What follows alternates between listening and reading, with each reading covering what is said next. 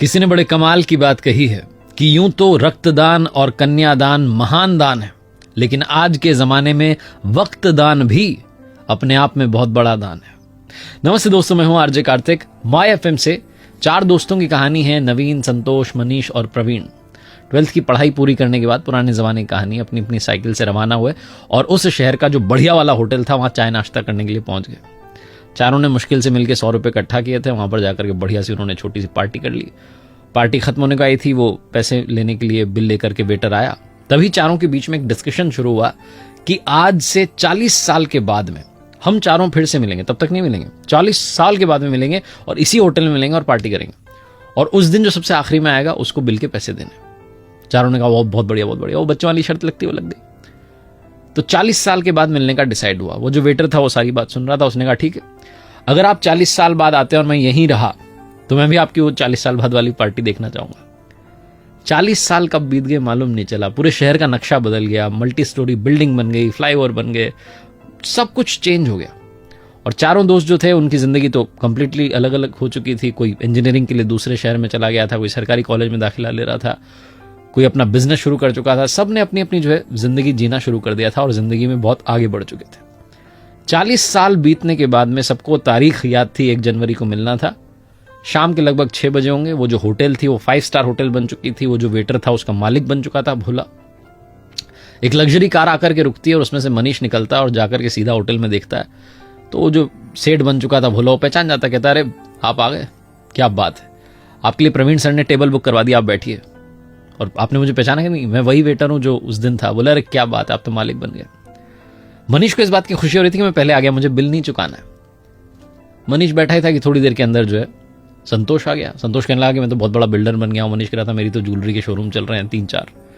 दोनों अपनी बातचीत कर रहे थे कि नवीन आ गया। नवीन ने कहा जी मेरी भी बहुत बढ़िया कंपनी चल रही हैं। तीनों इंतजार कर रहे थे प्रवीण आ जाए। तभी वो जो सेठ था भोला, जो कि उसका मालिक था 5 स्टार होटल का, उसने कहा कि अरे आप शुरू कीजिए, स्नैक्स लेना शुरू कीजिए। उनका प्रवीण सर का कॉल आया था कि वो थोड़ा देरी से आएंगे, आप शुरू कीजिए। तो तीनों की जो है बातचीत, हंसी ठिठोली शुरू हुई, मजाक शुरू हुई। थोड़ा और टाइम बीत गया, 7:30-8 बजने को आया। फिर से वो आया। सेठ जो था उसने कहा आप डिनर शुरू कीजिए। उन्होंने ऑर्डर कर दिया, कह रहे हैं बस आता ही हूँ। तीनों को लगा कि आ ही जाएगा प्रवीण।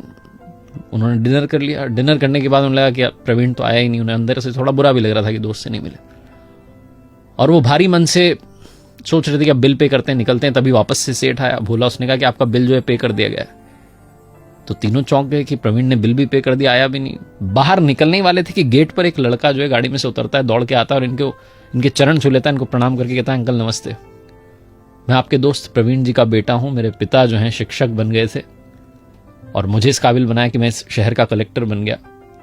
लेकिन पिताजी 1 महीने पहले ये दुनिया छोड़कर चले गए। उन्हें बीमारी हो गई थी, बीमारी ने घेर लिया था। लेकिन उन्हें शर्त याद थी, 1 जनवरी की तारीख याद थी, इसलिए उन्होंने कहा था कि तुम सारे अरेंजमेंट कर देना, बस उन्हें बताना मत। जब उनकी सारी पार्टी खत्म हो जाए तो बाद में बता देना। वो नहीं चाहते थे कि इतने सालों बाद आप मिलें और आपकी जो खुशी है उसमें दखल पड़ जाए। तीनों दोस्त रोने लग गए। उन्हें समझ में नहीं आया कि कैसे रिएक्ट करें। ये छोटी सी कहानी आपकी हमारी जिंदगी की कहानी बनती जा रही है। आप में और हम में से बहुत सारे लोग अपनों से मिलना बंद कर देते हैं, इंतजार कर रहे होते हैं कभी किसी सेलिब्रेशन का। यूं ही अपनों से मिलना शुरू कर दीजिए, क्योंकि क्या पता कब कौन हमें छोड़ करके चला जाए। आदमी वाकई जो है पानी का बुलबुला है। छोटी सी कहानी जिसका सार ये समझाता है कि वक्त बिताइए अपनों के साथ में। ये जो वक्त दान है ये आज के जमाने का बहुत बड़ा दान है। माय एफएम पर आरजे कार्तिक आपसे एक ही बात कहता है, चलो अच्छा सुनते हैं, अच्छा सुनाने का प्रयास हम करते रहेंगे। और आखिरी में ऊपर वाले के आशीर्वाद, अपनी मेहनत और अपनों के प्यार के साथ कर दिखाओ कुछ ऐसा कि दुनिया करना चाहे आपके जैसा।